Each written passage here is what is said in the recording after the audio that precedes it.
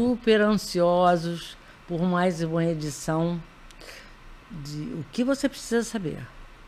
O capítulo de hoje vai ser altamente interessante porque vai bater, acho, com a maioria das pessoas. Não esqueça de dar seu like, de compartilhar. É uma forma de vocês ajudarem a que o programa cada vez tenha mais oportunidades de prosseguir, mais quantidade de vezes. Então, não esqueçam de compartilhar. Agora eu passo para a doutora Márcia, que vai falar hoje sobre 2 hormônios extremamente importantes, não que os outros não sejam, mas a doutora Márcia vai falar sobre ocitocina. A ocitocina é um hormônio muito interessante da gente colocar. Quando a criança nasce, né, que no parto normal, normalmente, é que você tem um momento que a criança é retirada da mãe e tem a coisa do aconchego, que ela reconhece o cheiro, a pele, faz com que você produza ocitocina. Nesse momento está estabelecido uma relação que é para a vida toda. Mas eu faço estímulo de ocitocina também, sendo um adulto, se eu tenho uma relação interpessoal. Ou seja, se eu não cultivo a minha solidão. Eu posso ter solitude, que é a capacidade que eu tenho de viver só, mas bem. Isso é solitude, ou seja, eu sou sozinho porque eu tenho uma opção. Eu gosto de mim mesmo e me aturo. Isso é uma situação. A outra é a solidão. É quando você é sozinho, a sua própria companhia não lhe satisfaz e você não consegue se relacionar com outras pessoas. Então é uma imposição, né? Exatamente. Seria uma imposição. O outro dia eu escutei uma entrevista da Marília Gabriela e ela falando sobre que hoje ela se sentia uma pessoa muito sozinha e que num primeiro momento ela imaginou que isso era uma escolha. Porque quando ela fazia as entrevistas em vários programas e várias TVs, o trabalho dela era o social. Certo. Então ela não cultivou amizades fora do trabalho. Então nos dias de hoje ela está só, não por opção, mas por falta de. Eu achei isso de uma profundidade muito grande, né? Que passa por aquilo que a gente fala sempre, que é a importância do planejamento para o envelhecimento. Né? Então também questionar o que a gente está plantando ao longo da nossa vida útil e o que a gente vai colher lá no final. Será que é uma solitude ou uma solidão? Esse é o questionamento. E as pessoas conseguem conviver tanto com solitude quanto com solidão? Ou é mais difícil uma da outra? Eu acho que é mais difícil. Quando você tem a solitude, você normalmente teve o planejamento para o envelhecimento, né? Então estar só, morando só, não significa que você não tem uma rede de apoio de amigos, né? Que não tem uma rede social. É importante, depois de um certo tempo, que os casais e as pessoas mais velhas procurem, por exemplo, encontro de casais é um negócio legal, um trabalho voluntário no Rotary, por exemplo, porque depois de uma certa idade, muitos amigos já morreram, mudaram de cidade, né? Então, depois de uma certa idade, é difícil você formar novos amigos. Você tem os amigos da infância, esse normalmente a gente não perde, mas que também vão envelhecendo, mas é importante que a gente se inclua em situações do coletivo para que a gente tenha uma harmonia interior, com a produção de ocitocina, por exemplo. Então, a ocitocina, ela protege, inclusive, o nosso coração de eventos cardiovasculares, porque ela ajuda a combater aquele estresse oxidativo que é o que inflama o nosso corpo. E aí não é à toa que, olha que interessante, quando eu quero fazer uma reposição de ocitocina num paciente, muitas vezes a gente faz para o tratamento de depressão, tá? Porque a ocitocina ajuda na produção de dopamina, e a dopamina é uma das substâncias neurotransmissoras que faltam quando nós estamos deprimidos. Então, tem uma relação direta da ocitocina com a produção de dopamina. Então, muitas vezes, eu tenho uma doença que parece ser Parkinson, mas quando eu dou a dopamina pronta, que é a levodopa, o paciente não responde. Mas eu sei, pelos sintomas clínicos, que aquele paciente tem uma deficiência de dopamina. Uma maneira de ativar isso é através da ocitocina, através da arginina, que é um aminoácido, mas a ocitocina é um hormônio efetivamente mais potente. Vamos dizer, esses dois juntos dão à pessoa uma sensação de prazer, de empatia. A empatia vem da ocitocina. Olha que interessante. Se eu tive uma relação não muito próxima da minha família, se eu fui uma criança que fui rejeitada, essa criança ela vai ter uma produção menor de ocitocina, ela tem uma dificuldade maior de interação com outras pessoas, por exemplo. Porque é a coisa da empatia. O quanto de empatia eu tenho. Certo. Né? Quando a gente resolveu falar sobre o amor, uma das situações, quando a gente está falando do amor, nós estamos produzindo ocitocina. Porque a gente lembra daquele amor materno, a gente lembra daquele primeiro abraço, do primeiro cheiro. Então, essas conexões é aquela coisa que a gente fala da neuroplasticidade, quer dizer, eu pego o meu neurônio que está lá no meu cérebro quietinho, que não está fazendo nada, e quero reativá-lo. Eu posso fazer uma ligação através dos meus sentimentos, do sentimento de amor, por exemplo. Porque o amor faz com que eu libere ocitocinas, com que eu libere situações de substâncias que são anti-inflamatórias, faz com que eu não produza muito cortisol, então eu não vou estar inflamado. Então o amor é um mestre dos sentimentos, para que a gente possa conduzir a nossa vida endócrina e neuroendócrina ou biológica da melhor forma possível. Quer ver, olha que coisa interessante também, que para que eu tenha uma boa absorção de ocitocina, eu preciso do colesterol e eu preciso do magnésio. Olha. Se eu estou sendo bloqueado de maneira muito efetiva e abrupta, ou muito radical o meu colesterol, eu vou ter uma absorção menor dos meus hormônios, incluindo aí a ocitocina. Então eu posso abrir um quadro de depressão, olha que interessante, porque eu estou muito bloqueado, o meu hormônio está bloqueando em excesso, o colesterol está bloqueado em excesso pelas estatinas. Então eu posso ter um processo depressivo. Doutora Márcia, às vezes a gente escuta histórias e até já viu pessoas que têm hábito de falar moram sozinhas. Aí, como vou dizer, está numa sala ou num ambiente com outras pessoas, de repente aquela pessoa está falando sozinha. Ou está fazendo algum movimento com o rosto, assim, tipo mexer com o nariz, com a boca. E a gente fica, será que essa pessoa está meio doida? Só falando assim. Sim. Aí... É porque nós precisamos viver em sociedade, né? Eu já tive uma paciente assim, ela dizia para mim que ela conversava o dia inteiro com um papagaio. Porque ela tinha necessidade de falar e ter a sensação de quem estivesse ouvindo, né? Uma sensação talvez que eu conversando com uma planta isso não ocorra, mas se eu tiver um bicho de estimação, um animal de estimação, ajuda muito. A gente lá na minha casa, a gente tem uma história muito boa. A gente tem um cachorro que já está com 17 anos, é um Border Collie, que é o Dudu. O Dudu, ele veio para nossa família quando meu pai abriu um quadro depressivo, que não estava respondendo muito bem. E meu pai foi de um quadro depressivo para um quadro demencial e para um quadro parkinsoniano, né? O gatilho foi a depressão pós-trauma, mas o cachorro teve uma utilidade e uma função dentro da família em relação ao meu pai, que para nós que convivemos com ele foi fundamental. Então, para mostrar que os animais eles resgatam nossos sentimentos, né? E o Dudu, quando meu pai faleceu, que foi uma coisa também muito linda, ele sofreu junto com a família, porque ele dava uivos de tristeza. Olha que fantástico. Então, já é provado, né, que a inter-relação humano e animal é muito importante. Muito. Eu acho que isso ajuda muito que a solidão vire uma solitude, né? Que é aquela coisa que é ruim, que é muito nociva para mim, passa a ser uma coisa muito aceitável e tolerável. Muitas vezes um gato, um cachorro, papagaio. A gente vê hoje até dentro dos hospitais que algumas vezes as pessoas levam o animal para ver se a pessoa...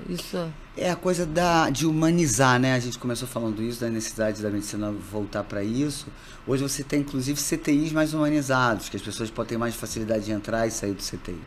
Bom, aí a gente vai analisar sobre risco de infecção hospitalar, bom, enfim.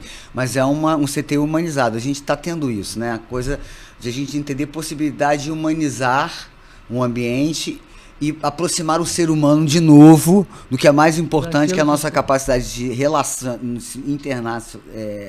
da gente se relacionar entre pessoas e a capacidade de amar, né? De demonstrar sentimentos, de ter interpretações para os sentimentos. Ou eu tô lendo sobre, a gente está fazendo uma pós em neurociência, né? E falando muito sobre a ética e a moral. Então a ética é aquilo que eu faço dentro de uma moral, de um conceito, de uma sociedade ocidental, eu pego esses conceitos que eu aprendi na minha família, com as experiências, com as pessoas que eu convivo, ou no meu prédio, ou na minha rua, ou na minha escola, ou no meu bairro. E isso gera costumes, Certo. é isso? E o que faz com que eu possa colocar em prática isso em sociedade é a minha ética. Sim.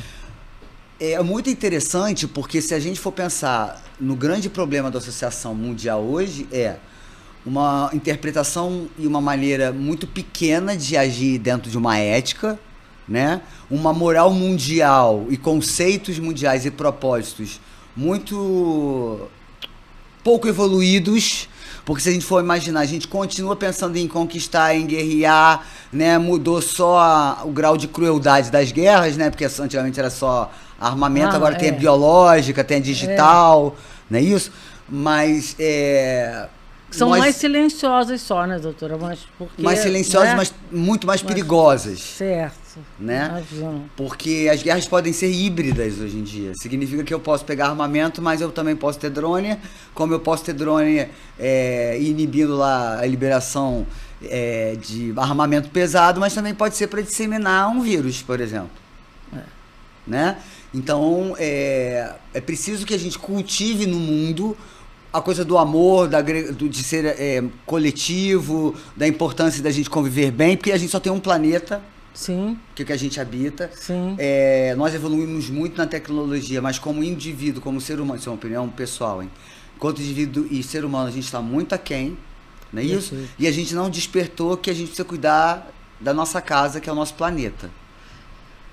Acho que também essa dificuldade quando a gente fala do nosso planeta, né? Mas o nosso planeta, que é todo dividido, também eu acho que vem de encontro a toda esse ódio que está acontecendo hoje no mundo. Porque está tudo dividido. Isso é meu, isso é seu. Direita e esquerda, né? Isso. E o amor é unidade, né? É uma coisa só. Porque a gente tem vários tipos de amor, né? Mas independente do amor que seja, ele vai gerar para mim e para os outros que estão ao meu redor uma energia, uma sintonia que é importante para a energia do mundo. Sim. Né? Se cada um fizesse a sua parte, isso fica parecendo que é um senso que a gente fica repetindo sempre, parece um chavão. Mas se cada um fizer efetivamente a sua parte, a gente vai movimentar o todo. Então, se eu faço alguma coisa no meu canal do YouTube, se nós estamos aqui conversando de um sentimento que é universal, que precisa ser cultivado, né? Se eu estou fazendo isso no meu prédio, no meu trabalho, com os meus colaboradores, eu já estou fazendo a diferença. Certo. Não é isso? Então, certo. Se cada um fizer um pouco, e se cada um colocar que um dos seus propósitos da vida, do ano, seja o amor, nós vamos conseguir mudar o ambiente que a gente vive. Doutora Márcia, a senhora não acha também que quando fala em amor, a gente sempre, quando pensa em amor, era entre um homem e uma mulher. E isso dentro do consultório, dentro do que a senhora vê, esse amor, esse afeto também entre um casal, isso também não está super afetado?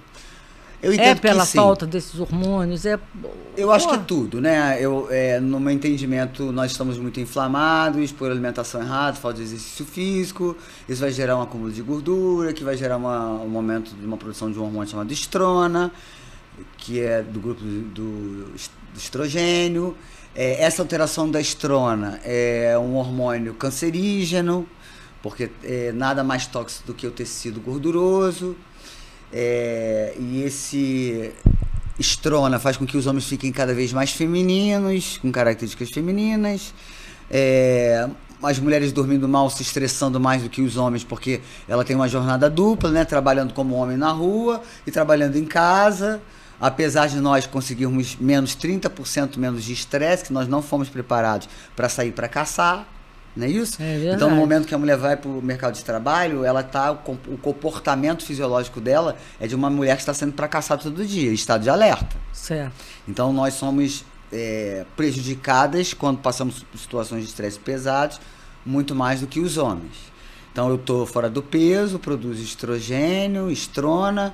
Essa minha estrona faz com que o homem de hoje tenha menos testosterona, mais hormônios femininos, e é um homem com menos libido, que sente menos necessidade de estar próximo das mulheres. As mulheres fazendo reposição hormonal, se ela fizer uma reposição hormonal muito aquém do ideal, ela pode ter um excesso de testosterona, e aí ela começa a ir para os aplicativos, e os homens também, e fica uma coisa muito imediatista e individualista a partir do momento que eu vou para um aplicativo e que eu fico agindo como se eu estivesse com um cardápio de restaurante na mão. Então você fica sempre com a possibilidade de que eu possa encontrar alguém na próxima saída que seja melhor do que o anterior. Isso gera, no meu entendimento, uma angústia e uma busca incessante por alguma coisa perfeita que não existe. Que vira uma ansiedade, né? Que vira uma ansiedade, né? Que pode virar uma depressão, por exemplo. Né? Esse ano, no carnaval, eu fiquei em casa, eu tinha terminado com o meu namorado, e foi muito interessante, porque as coisas que você vai procurando na internet, elas ficam girando para você sempre o mesmo assunto, né? Sim, sim. E o muito interessante que era assim, isso foi um massacre de informações em relação a isso, que eu acho que era para pegar, de psicólogos, de coaches, de treinadores, para pegar aquela população, aquela fatia da população de como eu estava sozinha, né? A diferença só que eu estava sozinha por decisão própria, né? Certo. Não por falta de companhia. Para mostrar, no meu entendimento, como as pessoas estão sozinhas. Certo. Porque se num carnaval é preciso que eu tenha uma enxurrada de pessoas fazendo autoajuda, para que eu consiga lidar com a minha solidão num carnaval, ou com a minha falta de companhia, é porque as pessoas estão doentes. Sim, com certeza, né? A maioria, né? Estão doentes, ou da alma, ou do psique, ou da alma, do psique e da parte física, né, bioquímica. O fato que não teria tanta necessidade de autoajuda para os relacionamentos. Lógico. Né? Lógico. Inclusive relacionamentos entre pais e filhos. Né? Então, se eu não estabelecia aquela conexão lá no meu passo normal, e se eu não tenho uma qualidade de tempo com meus filhos, e aí não tem essa troca de ocitocina, esse aumento, esse estímulo, eu não vou ter uma relação interpessoal familiar boa. Com certeza. E aí isso vai se refletir também nos nossos hábitos, porque a gente tem visto muitos jovens que não tem mais essa coisa de aniversário do avô, da avó, da tia, tudo é um tédio, um saco, né? Mas que são coisas de relações importantes. Óbvio. Super importante. E aí a gente vai analisar, eu não sou psiquiatra, mas se a gente for para observar, por que tem tanto agora suicídio entre adolescentes? Por que as pessoas se sentem cada vez mais só? Né? Por que tantas causas de depressão, de fadiga crônica, de burnout? Com certeza. É porque a gente está se estressando, a gente está acumulando nosso HD de informação, mas aonde está a capacidade da gente poder melhorar o nosso organismo? Certo. Uma delas é a gente falando de sentimentos positivos e bons. Né? Falar sobre o amor, o medo, que é um dos temas, né, da nossa palestra, né? Se o amor vence o medo. O medo faz com que eu produza cada vez mais cortisol, e a minha produção aumentada de cortisol mexe com a minha memória, mas depois de um certo tempo eu produzo tanto cortisol que eu vou para fadiga, eu vou para falência. E aí não é à toa que eu tenho tendência a um processo depressivo, porque meu cortisol alterado mexe com a minha ocitocina.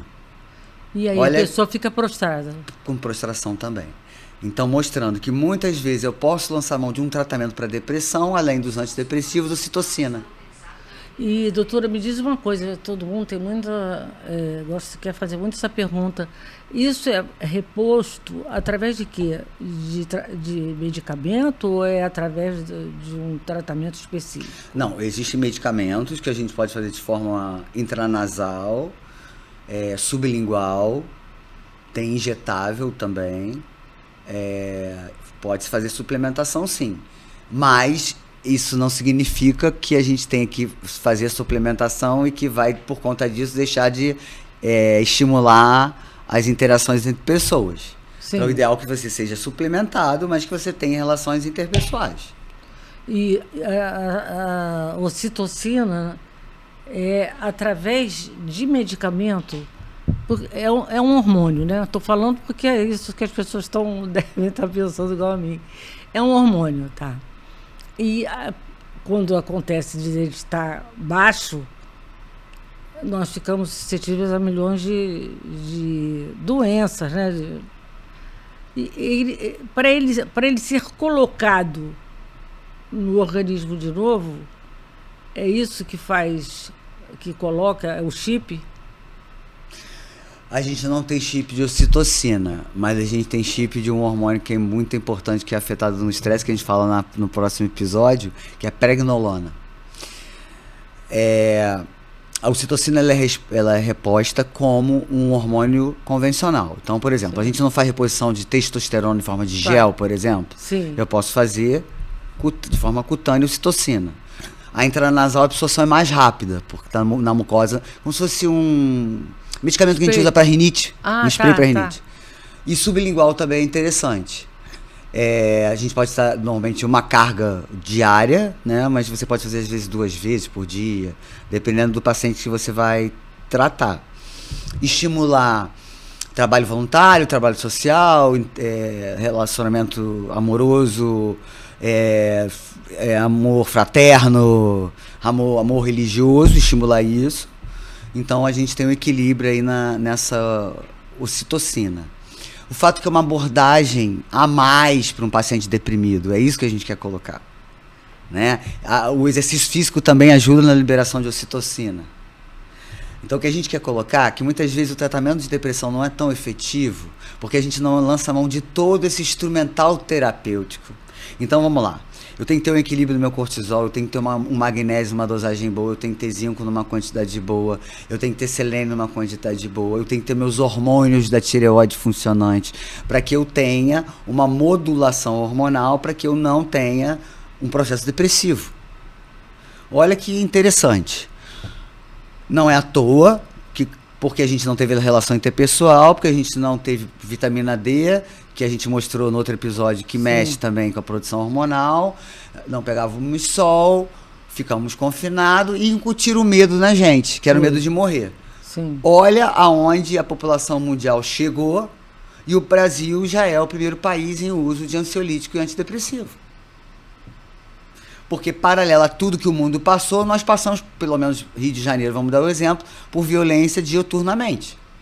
Então, nós estamos sofrendo medo diuturnamente. Isso faz com que o nosso corpo fique inflamado e doente. Sim. Então, a gente tem que ter antídotos. Remédio não é antídoto para medo. Para medo não existe. Qual é o antídoto para medo? Porque verdade. O medo, ele equaliza todas as pessoas. Do rico ao pobre, do culto ou do inculto, todos sentimos medo. Verdade. O medo é uma reação de proteção do nosso corpo, né? Então, se alguma coisa está afetando a minha capacidade de me manter viva, eu tenho medo. Sim. Mas, quando o medo nos paralisa, isso é patológico. Então, o fato de eu ter medo de me expor ao Complexo do Alemão à meia-noite faz com que eu não vá até lá e que provavelmente eu não vou passar por nenhuma situação de violência. Sim. Mas se eu não tenho medo de nada, eu vou me expor sempre a situações perigosas. Certo. Que podem gerar alterações muito sérias no meu corpo, inclusive a morte. Perfeito. Então o medo é um bom sentimento, desde que não seja 24 horas por dia a gente sentindo medo. Não, a gente não foi feito para isso. A gente foi feito para calma, para harmonia e para o amor. Porque sem amor não tem procriação também, se a gente for pensar. É verdade. Né? Então a gente não pode... Vamos imaginar de uma coisa muito técnica. A gente precisa perpetuar a espécie. Mas no momento que a gente está transformando a modulação hormonal que a gente está tendo hoje, física e que não sem ajuda de ninguém, está ficando muito aquém da quantidade hormonal que a gente deveria, os homens estão muito mais próximos das características femininas e pouco das masculinas. Já se vê hoje, estatisticamente, a quantidade de testosterona nos jovens de hoje é quase 50% menos dos seus pais e quase 60% dos seus avós. Mas isso é em função da alimentação, da falta de exercício, do estresse, né? Sim. Isso está fazendo com que má qualidade de horas de sono, fundamental isso, na alteração da produção de testosterona, por exemplo. Então nós estamos vendo muito. E aí a gente vai começar a comprometer a procriação. Sim, com certeza. Né? Mas nada impede que existe o amor entre gêneros. Ok, mas a gente está falando de uma coisa para procriação. É isso que a gente está falando, a perpetuação da espécie. A finalidade, né, do homem e da mulher é procriar. Não é isso? Verdade. Agora, qualquer relação de amor vale a pena. Qualquer uma. É verdade. Onde o amor estiver envolvido. A gente entende dessa forma. Em relação ao medo, uma vez teve um incidente na minha vida que eu vi. Às vezes a gente fala, a pessoa não tem problema nenhum, ela é milionária, ela não tem nada. Por isso que ela é assim, que a gente na realidade não sabe como é que as pessoas estão. E eu conheci um empresário, dono de uma frota de caminhões no Brasil inteiro. E ele era um homem riquíssimo, muito rico mesmo. Morava lá em Alphaville, em São Paulo. Mas era uma pessoa que ninguém dizia. Era simples. Então, os funcionários e tal tinham uma facilidade muito grande de conversar com ele, porque ele era desse jeito. Aí um dia eu cheguei lá, porque eu fazia muito negócio com ele, eu cheguei lá e ele falou, ele não veio trabalhar hoje. E assim, seguidamente, uns dias, até que passou uma semana, eu falei, o que houve? Aconteceu alguma coisa, algum acidente, alguma coisa com ele? Aí a secretária dele, que era muito minha amiga, falou, ele não levanta da cama. Ele está com medo. Eu falei, medo? Medo de quê? E aí a gente não consegue entender.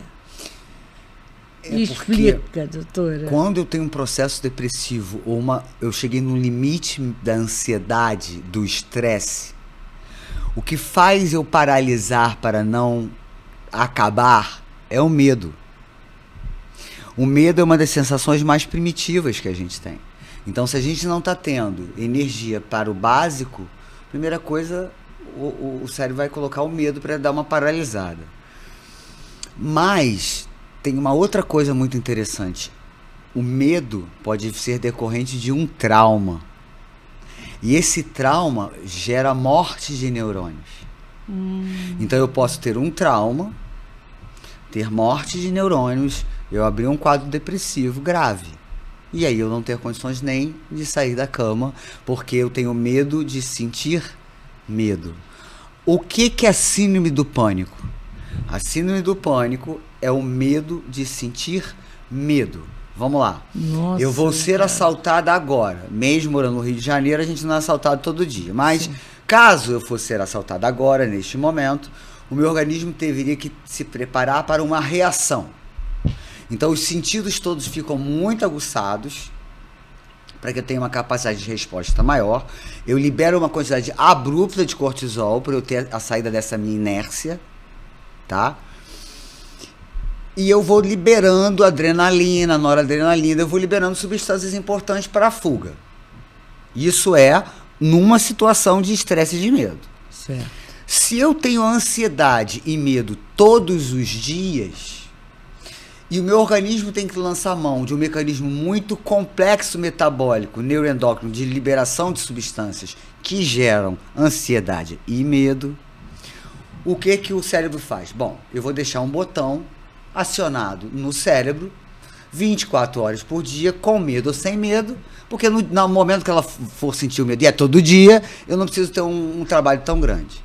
Isso é a síndrome do pânico. Então ele fica gatilhando liberação de substâncias de ansiedade continuamente, com ou sem motivo. Por isso, muitas vezes, uma pessoa que tem o primeiro episódio de síndrome do pânico, muitas vezes as pessoas dizem, eu não estava nervosa, eu não estava ansiosa, nada estava acontecendo. A explicação, a mais simples que eu consigo dar é o seguinte, é como se você tivesse um copo, que esse copo tem uma quantidade X que cabe ali de adrenalina. Só que eu estou liberando adrenalina ininterruptamente, sem necessidade. Um belo dia esse meu copo vai transbordar. E aí eu tenho a minha primeira crise de pânico. Se eu travei essa minha ansiedade, esse meu medo, e comecei a tratar o processo depressivo e ansiedade, o que o cérebro vai entender? Opa, preciso ter uma reprogramação desse cérebro, porque eu não preciso mais deixá-lo o tempo inteiro em estado de alerta. Então, A primeira sensação, o episódio de síndrome do pânico é tão ruim para o próprio corpo e para o próprio cérebro, mesmo ele sendo o causador disso tudo. Toda vez que eu tenho um sintoma parecido com aquela primeira crise, eu deflagro outra. Então vamos lá. Eu disse que o cérebro tem que estar aguçado para ter uma capacidade de reação. Sim. Portanto, meu cérebro trabalha mais. Sim. Em contrapartida, ele vai fazer com que o meu coração funcione mais e mais rapidamente, porque precisa chegar sangue aonde? Na minha musculatura. Para que eu tenha capacidade de quê? Chutar, pular, gritar, nadar. Então, o coração está funcionando mais, o cérebro está funcionando mais, só que o sangue está ficando lá no músculo. Então, uma vez que o sangue chegou no músculo, o vaso vai fechar para que tenha uma capacidade de resposta por um período maior. Aí, não é à toa que quem tem síndrome do pânico sente muitas vezes calafrio na cabeça, mão e pés gelados, sensação de sudorese, de ficar suando frio, às vezes não consegue segurar a urina, não consegue segurar as fezes. Então, o que é isso? Isso é porque toda a minha parte metabólica e neuroendócrina está se fixando lá na capacidade de resposta muscular. Nossa, que... E isso faz com que eu tenha sintomas da síndrome do pânico. A primeira, se meu cérebro está trabalhando mais, mas não recebe o oxigênio na capacidade que ele precisa, eu posso ficar tonta e enjoada. E tem pacientes que dizem assim, na minha crise de ansiedade, eu não sei nem para onde eu vou, eu não me lembro nem onde eu moro, eu não me lembro nem do caminho que eu tenho que percorrer. O coração está bombeando bastante sangue para a musculatura, só que não está tendo mais a capacidade de recuperação, porque eu estou taquicárdica o tempo inteiro liberando sangue para a musculatura. Então a sensação que eu tenho é que eu quero respirar e não consigo, porque meu coração não está tum-tá, ele está tum-tum-tum-tum-tum-tá. Então ele leva mais tempo em contração para depois fazer o relaxamento. Isso gera uma sensação de taquicardia que o paciente não sabe se é taquicardia ou angústia. Normalmente são os dois ao mesmo tempo, né? Fico então com a mão suando frio, fico com meus pés, ponta de nariz, nas extremidades geladas.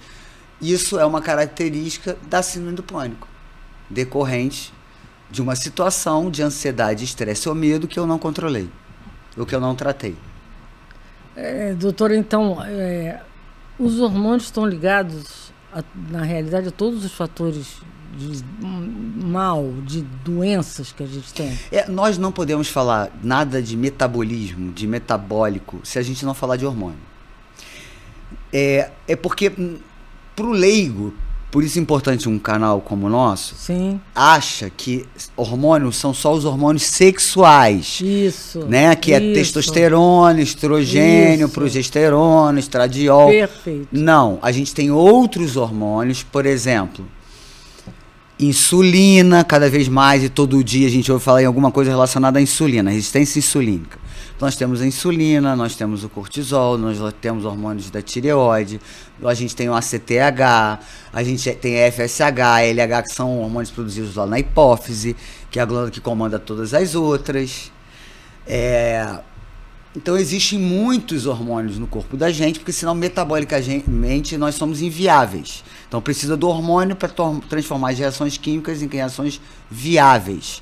Além de ser fundamental, os eletrólitos, sódio, potássio, magnésio, cálcio, né? Existem relações fixas para isso.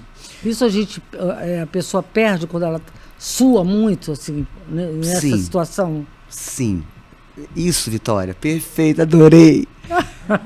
Numa síndrome do pânico, a gente tratando com antidepressivo, muitas vezes a gente tem que repor magnésio, a gente tem que repor eletrólito, senão a mecânica ou a bioquímica da coisa não se dá. A mecânica dentro da medicina a gente chama de fisiopatologia. Sim. O start não ocorre, portanto, a patologia, como ela funciona, ela não se dá. A fisiopatologia. É exatamente isso. Tem que ter um equilíbrio orgânico. Né? Então, para cada magnésio, eu tenho que ter 3 para 1. Para cada 3 magnésios ou para 3 cálcios, eu tenho que ter 1 magnésio.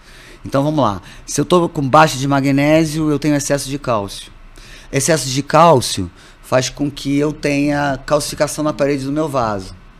Que é perigoso, né? Que é muito perigoso. Mas excesso de cálcio também piora a minha capacidade de dilatar e vasoconstrictar.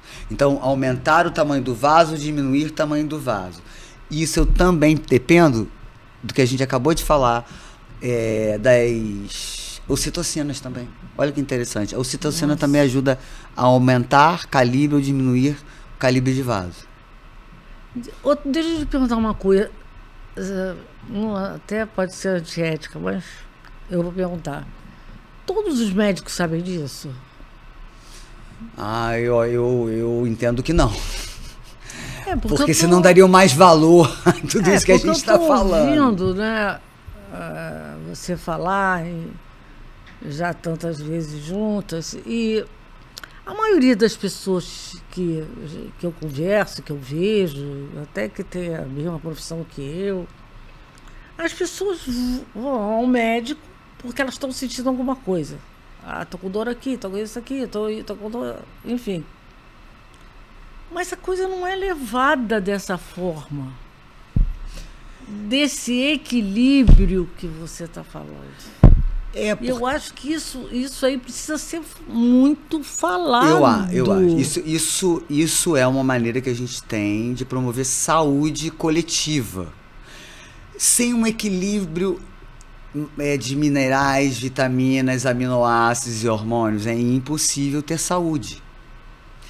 Então, se a gente vai tratar, por exemplo, uma mulher que está ou no climatério, que antecede a menopausa, ou durante o período da menopausa, que tem dor generalizada. Antes que a gente dê para essa mulher o diagnóstico de fibromialgia e processo depressivo, é mandatório que a gente investigue os hormônios, porque o paciente pode não estar no processo depressivo e sim com alteração na progesterona. O paciente pode estar fadigado porque o cortisol dele está baixo e a testosterona também. Outro dia eu escutei um colega na rede social dizendo que a mulher não precisa de reposição de testosterona.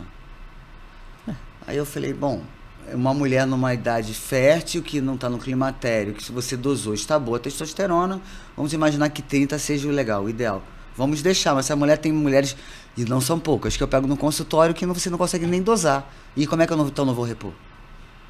O que eu não posso, o que não devo é jogar essa mulher, a não ser que ela queira, mas é para outras finalidades, é para fitness, é para ter uma massa muscular maior, para outra coisa.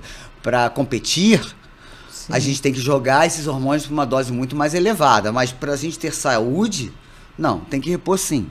A gente dosa e repõe dentro do fisiológico. Essa é a finalidade. Então eu entendo sim que todos os médicos deveriam conhecer um pouco, pelo menos, até para saber para quem indicar quando não sabe tratar. Mas a bioquímica é fundamental que a gente entenda como a coisa se deflagra. Porque pelo que nós estamos ouvindo, a maioria das pessoas que tem depressão, e hoje acho que 80% das pessoas têm depressão. Não sei se estou errado, doutora, desculpa. Mas essas pessoas provavelmente poderiam ser tratadas de forma diferente do que simplesmente dar um medicamento para a pessoa ficar meio apagada, meio... E assim, qual é a finalidade, qual é a função do antidepressivo? O antidepressivo ele não faz produzir as substâncias cerebrais, os neurotransmissores, serotonina, dopamina, noradrenalina, GABA e melatonina. O antidepressivo faz com que eu pegue aquilo que eu já produzi dessas substâncias e coloca mais tempo para ser utilizado pelos neurônios. É isso que o antidepressivo faz, um antidepressivo. Ora, se eu não estou produzindo essas substâncias, como é que eu vou colocar por mais tempo uma coisa que não existe? Portanto, tem um momento que eu não consigo mais recrutar nada, o meu antidepressivo não está servindo para nada porque ele não tem nada para botar para funcionar por mais tempo. E aí, como é que eu tenho que fazer isso? Eu tenho que ir atrás dos meus hormônios, atrás dos minerais, atrás dos aminoácidos, para que eu tenha uma produção minha, endógena, para que num futuro próximo o antidepressivo possa fazer sua função. Então, eu vou dar um exemplo muito interessante. A gente falou sobre ocitocina. A ocitocina alterada, ela pode dificultar o cortisol, dificultar a vitamina D. O cortisol alterado, a vitamina D alterada, lembra no outro episódio que a gente disse que pode gerar uma falência ovariana? Lembro. Então não é à toa que essa falência ovariana também vai gerar alteração de ocitocina, que vai gerar um processo depressivo. Mais um hormônio que está relacionado à depressão.